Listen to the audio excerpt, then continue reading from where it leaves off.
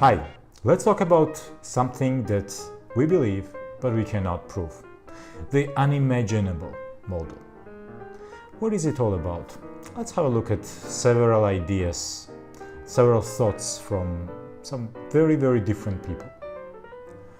Adam Smith, beware of your love of abstract systems as they may carry you away. Albert Einstein, morals and logical systems are a matter of faith. Thomas Kuhn, science reacts with ignorance when often morals do not work. Immanuel Kant, if we are able to imagine a being as perfect as God, then he must exist.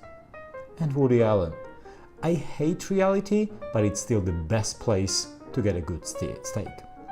So, regardless of which proposition you are supporting, regardless where you stand, we tend to materialize, internalize, and have our thoughts, feelings, and actual world outside us, something that we call an objective world, actually behave the way we think. I really love the quote from Life of Pi, Yann Martel's fantastic novel about the boy and the tiger and the amazing adventure that they have in the middle of the sea. There's a great ending to that story, where Patel asks the writer, so which story do you prefer? And the writer answers, the story about the tiger. It is a better story.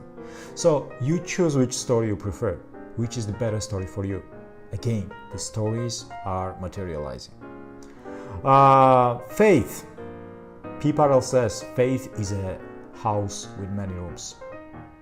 But no room for doubt? Asks the writer. Patel answers, well, plenty, on every floor. Doubt is useful. It keeps faith a living thing, and after all, you cannot know the strength of your faith until it is tested. So, think about it, think about what you believe in and where you are going, and good luck.